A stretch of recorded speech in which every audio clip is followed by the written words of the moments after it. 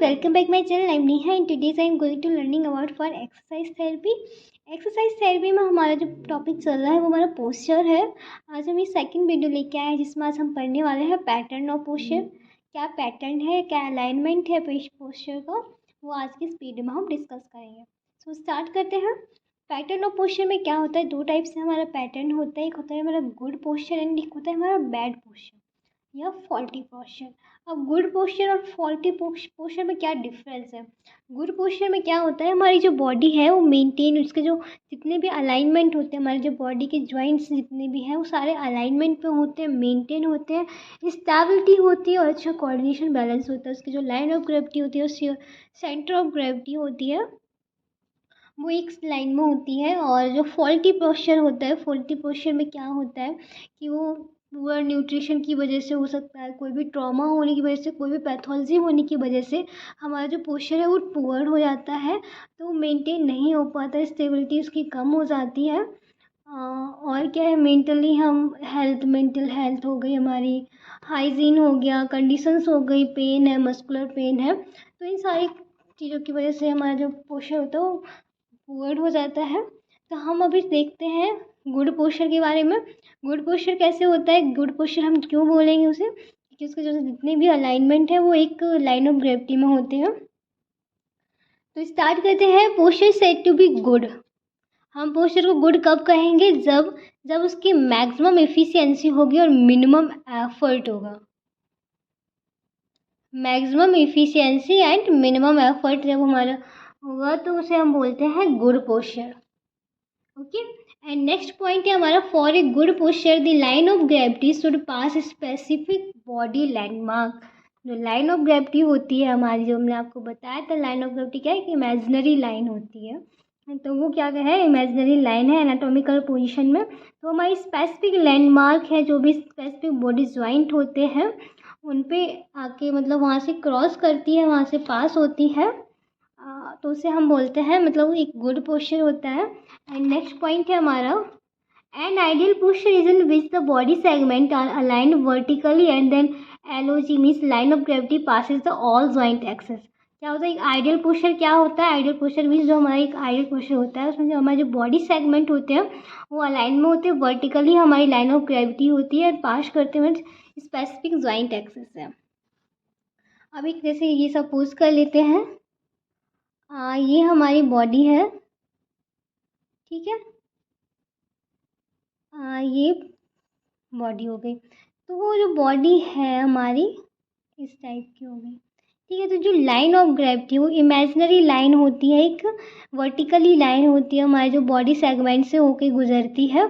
अब वो हम देखते हैं जो इमेजिनरी लाइन है वो हमारे कौन कौन से ज्वाइंट से, कौन कौन सेगमेंट से पास होती है जब हमारा गुड पोस्चर होगा, और हम कैसे पता करेंगे हमारा गुड है या फॉल्टी पोस्चर है, तो इस लाइन ऑफ ग्रेविटी से हमें पता चलता है।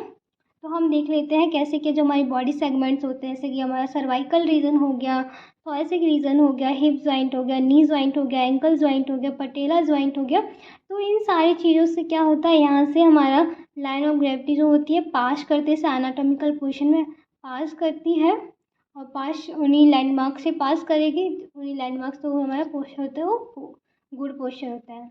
सो हम देख लेते हैं क्या है ये सारे क्या है, हमारे बॉडी सेगमेंट के पार्ट हो गए। और ये हमारी एलओजी हो गया, एलओजी क्या होगी, जैसे कि हमारी ये बॉडी है, सपोज कर लेते हैं ये हमारी बॉडी हो गई, ठीक है।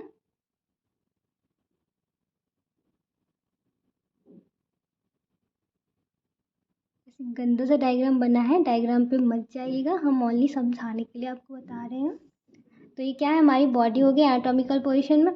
तो हमारी जो लाइन ऑफ ग्रेविटी है वो ऐसे पास करती है इसके बीच से, ठीक है। अब जो हम अभी क्या है, हम एंटीरियर पोस्टीरियर देख रहे हैं। जब हम ऐसे पेशेंट हमारा जो है इस टाइप से खड़ा है, ये क्या है हमारा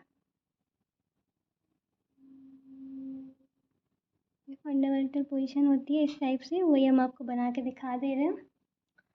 तो लाइन ऑफ ग्रेविटी क्या है, यहाँ से पास कर रही है, तो यहाँ पे सबसे पहले हमारा जो एटलेंटो ऑसिपिटल जॉइंट आता है वहाँ से पास करेगी, उसके एंटीरियर ही है या पोस्टीरियर, ये हमें देखना है। तो यहाँ पे हमारे सर्वाइकल रीजन है, उसके एंटीरियर मतलब कि जो लाइन ऑफ ग्रेविटी है ये ऐसे है, ये हमारा सर्वाइकल जो रीजन है, तो हमारी लाइन ऑफ ग्रेविटी ऐसे है। पोस्टीरियर हुआ जैसे ये हमारा लंबर रीजन है, तो लाइन ऑफ ग्रेविटी ऐसे पास कर रही है। सैक्रमिलियक जॉइंट होगा तो उसमें क्या है, हमारी एंटीरियर होता है, तो एंटीरियर सिलियर हो गया, ये हमारा एंटीरियर, ये हमारा पोस्टीरियर। तो ऐसे जिसमें हमारा जो एलोजी होती है वो एंटीरियर ही है या पोस्टीरियर है, तो वो भी हम आपको बता रहे हैं। जैसे कि हमारा एटलेंटो ऑसिपिटल जॉइंट होता है, वहाँ पे जो हमारी एलोजी होती है, लाइन ऑफ ग्रेविटी, वो एंटीरियर ही पास करती है। ठीक है, थोरेसिक रीजन में क्या होगा, थोरेसिक रीजन में हमारी एंटीरियर पास करेगी।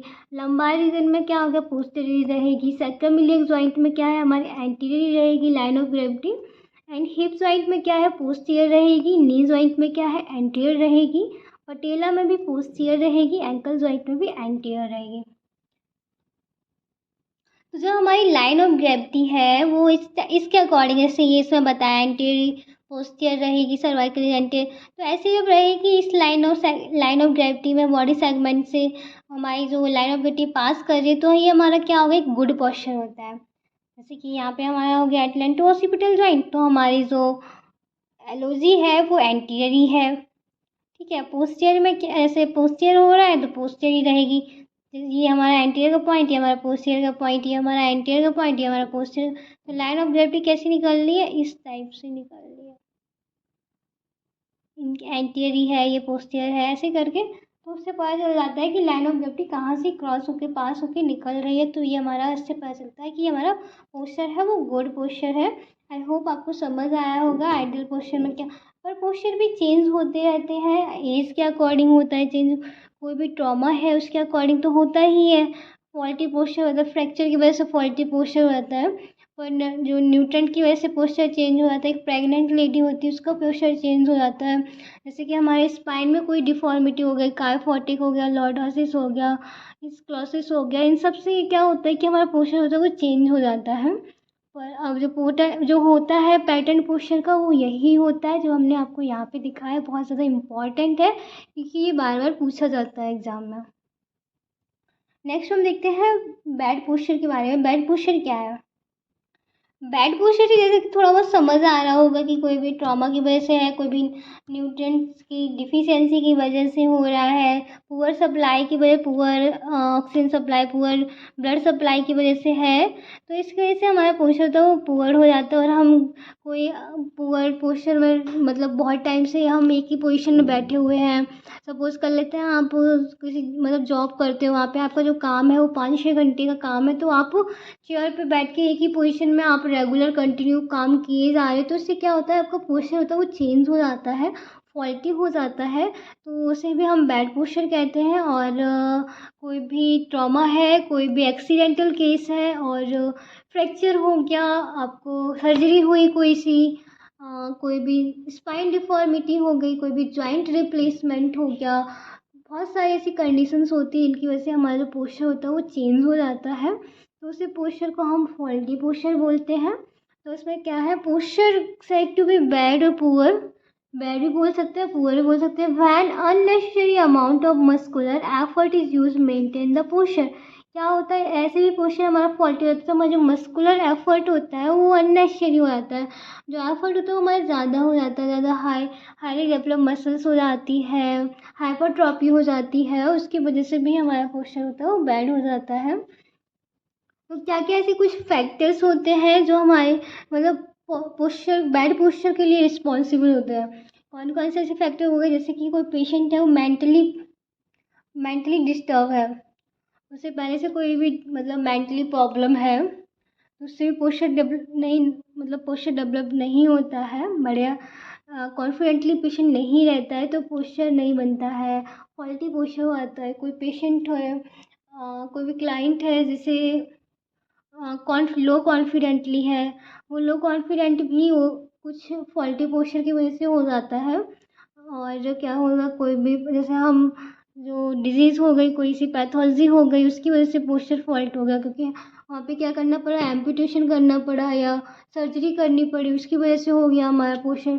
बहुत ज़्यादा पेन है, पेन का की कंडीशंस है, इन्फ्लामेशंस है, एडिमा है, मस्कुलर वीकनेस है, एट्रोफी हो गई या हाइपरट्रॉफी हो गई मसल्स की, तो ऐसी कंडीशन में भी हमारा पोस्चर होता है वो चेंज हो जाता है, पुअर पोस्चर हो जाता है। पुअर हाइजीन कंडीशन हो गई, नरिशमेंट न्यूट्रेंट अच्छे से नहीं मिल रहा है, ब्लड सप्लाई अच्छे से नहीं हो रही है, ऑक्सीजन की सप्लाई बॉडी में अच्छी नहीं है, हमारी बॉडी जो फंक्शंस प्रॉपर तरीके से नहीं कर रहे हैं उसके ऑर्गन, तो उससे हमारा पोस्चर होता है वो बिगड़ जाता है। हमारी मसल्स जो है स्पाज़म हो गया, क्रैम्प बन गई, स्पास्टिसिटी हो गई, मसल्स गार्डनिंग हो गई, ऐसी कोई भी कंडीशंस है तो उसमें हमारा पोस्चर होता है वो पुअर होता है। ये कुछ फैक्टर से रिस्पॉन्सिबल होता है पोस्चर के लिए, बैड पोस्चर के लिए। मेंटल एटीट्यूड हो गया, पुअर हाइजीन कंडीशंस हो गई, लोकल क्या कंडीशन है, पेन हो रहा है बहुत पेशेंट को, पोस्चर बिगड़ जाएगा, मस्कुलर वीकनेस है उसकी वजह से मसल्स में स्पाज़म हो गया, मसल्स का टोन भी बढ़ जाता है, उसकी वजह से भी पुअर पोस्चर आता है। मस्कुलर क्रैम्प हो गया, स्पास्टिसिटी हो गया, ऑक्यूपेशनल टेंशन है कोई सी, तो उसकी वजह से भी हमारा पोस्चर बिगड़ जाता है। तो डायग्राम में हम आपको दिखाते हैं पोस्चर कैसे कैसे, फॉल्टी पोस्चर कौन कौन से होते हैं। जैसे कि आपको यहाँ पोस्चर दिख रहे होंगे, ये फर्स्ट हमारा स्वे बैक पोस्चर है, लंबार लॉर्डोसिस है, थॉरसिक काइफोसिस हो गया, फॉरवर्ड हेड हो गया, गुड पोस्चर। तो क्या होता है स्वे बैक में, क्या होता है कि हमारी जो बैक एरिया होता है वो स्वे कर जाता है। कुछ लोग देखे होंगे आपने जो आगे थोड़ा सा ज़्यादा झुक के चलते हैं, उनका जो बैक एरिया होता है ज़्यादा निकला हुआ होता है, तो उसे हम बोलते हैं फॉल्टी पोस्चर, स्वे बैक पोस्चर। एंड कुछ है लंबार लॉर्डोसिस। लंबार लॉर्डोसिस में देखो, कुछ आपने देखा होगा लंबार रीजन पे ऐसा लॉर्डोसिस होता है, उसे हम लंबार, और कुछ लोगों को देखा होगा आपने थॉरस काइफोसिस वाले पेशेंट देखे होंगे, काइफोसिस में पीठ पे ही ऐसा कर्व बन जाता है। एंड कुछ है फॉरवर्ड हेड, कुछ आगे की ओर हेड करके चलते हैं, तो उन्हें क्या बोलते हैं, हम फॉरवर्ड हेड करके चलते हैं, ऐसे फॉल्टी पोस्चर होता है। और कुछ है जैसे मुझे गुड पोस्चर में, गुड पोस्चर में क्या है, हमारी लाइन ऑफ ग्रेविटी है वो पास कर रही है हमारे बॉडी के भी डिफरेंट डिफरेंट सेगमेंट से होके, किसी के एंटीरियर, किसी के पोस्टीरियर, किसी के एंटीरियर, कुछ पोस्टीरियर, तो ऐसे वहाँ से ग्लैंडोची हमारी होती है वो पास कर रही होती है, तो उसे हम बोलते हैं गुड पोस्चर। आई होप आपको समझ आएगा होगा फॉल्टी पोस्चर और गुड पोस्चर में क्या डिफरेंस है, क्योंकि इसमें क्या आपको दिख रहा है, यहाँ पे भी काइफोसिस हुआ है, स्पाइन से रिलेटेड है, लॉर्डोसिस हुआ है, बैक में प्रॉब्लम हो गई, और यहाँ पे फॉरवर्ड हेड किए हुए हैं, तो ये हमारे क्या हो गए, सारी फॉल्टी पोस्चर की हो गई। ये हमारा क्या है, गुड पोस्चर का एग्जाम्पल हो गया। अब हम इसे देखते हैं मैनेजमेंट कैसे करना है। मैनेजमेंट करने के लिए हमें क्या करना होगा, वही मैनेजमेंट के लिए फिजियोथेरेपी कराएंगे, चेस्ट और एक्सरसाइज कराएंगे, इलेक्ट्रोथेरेपी का भी यूज़ कर सकते हैं, स्ट्रेचिंग दे सकते हैं, रेंज ऑफ मोशन बढ़ा सकते हैं, और पर डे एक्सरसाइज देंगे, और बैलेंस का मतलब कंट्रोल करने का भी कोशिश करेंगे, बैलेंस कोऑर्डिनेशन अच्छा बनने लगे, और जो उसकी जो पोजीशन है, फॉल्टी पोजीशन में पेशेंट रह रहा है उसे भी हमें चेंज करना है कि वो बार बार उसी पोजीशन में ना बैठे, उसकी जो इस पोजीशन है बैठने की, उसे हमें पहले ऑब्जर्व करना है कि किस पोजीशन में ये बैठता है, सिट होता है, सोता है, खड़ा होता है, चलता है, तो ये सारी चीज़ें हमें क्या करना है, ऑब्जर्व करनी है। उसे ऑब्जर्व करने के बाद हम पेशेंट को, उस क्लाइंट को बताएंगे आपको ऐसे नहीं ऐसे करके चलना है। कुछ डिवाइसेस भी होती हैं जिनका हम यूज़ करके जो पोस्चर बिगड़ा हुआ उसे फिर से हम इम्प्रूव कर सकते हैं, और बहुत सारी डिवाइस मिल जाती हैं पोस्चर को मेंटेन करने के लिए, स्टेबिलिटी बढ़ाने के लिए। तो इसमें क्या है, पोस्चर अलाइनमेंट बनाने की, बैलेंस एंड गेट मैनेजमेंट में हम बैलेंस और गेट भी कर सकते हैं, गेट ट्रेनिंग दे सकते हैं, बैलेंस ट्रेनिंग दे सकते हैं। एंड रेंज ऑफ मोशन, हम रेंज ऑफ मोशन बढ़ाने की कोशिश करेंगे, जॉइंट की मोबिलिटी देखेंगे, फ्लेक्सिबिलिटी को बढ़ाने की कोशिश करेंगे, और क्या है, मस्कुलर स्ट्रेंथ देखेंगे, पेशेंट की एंड्योरेंस क्या है, पावर क्या है मसल्स की, उससे मोबिलाइजेशन मैनिपुलेट करेंगे पेशेंट को, और स्ट्रेचिंग देंगे, रेजिस्टेंस एक्सरसाइज कराएंगे, तो इससे क्या होगा, जो भी रिस्ट्रिक्शन हो रहा है वो सही हो जाएगा। रिस्ट्रिक्ट जो मूवमेंट मतलब जो भी जॉइंट रिस्ट्रिक्शन हो रहा है, कुछ भी प्रॉब्लम है, ब्लड सप्लाई सही नहीं है, पुअर न्यूट्रिएंट सप्लाई है, वो भी सही हो जाएगी। एंड कार्डियोपल्मोनरी एंड्योरेंस है तो उसको मैनेज करेंगे, इससे क्या होगा, जो हमारा फॉल्टी पोस्चर है वो फिर से इम्प्रूव कर जाएगा। पेशेंट जो है, क्लाइंट है, वो फिर से सही हो सकता है। वो पोस्चरिंग चेंज कर सकता है। एक थेरेपिस्ट जब हम लोग जो फिजियोथेरेपिस्ट होते हैं, उनका यही मेन रोल होता है पोस्चर को, बैलेंस को बनाने के लिए। सो आई होप आपको यहाँ तक समझ आया होगा, और हमारा वीडियो यदि आपके लिए हेल्पफुल है तो please like share and subscribe, and मिलते हैं नेक्स्ट वीडियो के साथ। Thank you.